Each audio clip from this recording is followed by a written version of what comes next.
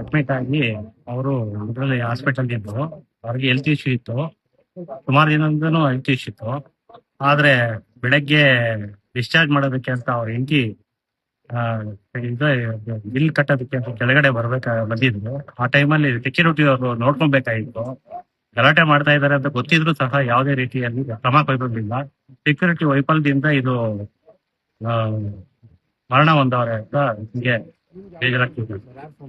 ಬೆಳಗ್ಗೆ ನಮ್ಮ ತಮ್ಮ ಅಂದ್ರು ಫೋನ್ ಮಾಡಿದ್ರು, ಆಗ್ಲೇ ಗೊತ್ತಾಗಿದ್ದು. ಇದನ್ನ ನೋಡ್ಕೊಬೇಕಾದ್ರು ಬೇರೆ ಕೆಳಗಡೆ ಫ್ಲೋರ್ ಅಲ್ಲಿ ಇದ್ದವರು ಮೇಲೆ ಫ್ಲೋರ್ಗೂ ಹೋಗಿ ಅವರು ತೀರೋಗಿದ್ದಾರೆ ಅಂತಂದ್ರೆ ನೋಡ್ಕೊಳ್ಳುವಂತ ಜವಾಬ್ದಾರಿ ಇತ್ತು ಅಂತ ಗೌತಮ್ ಕೋಡಗುರ್ತಿ.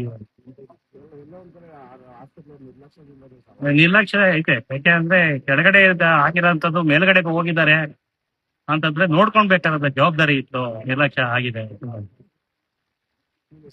ವೇಣು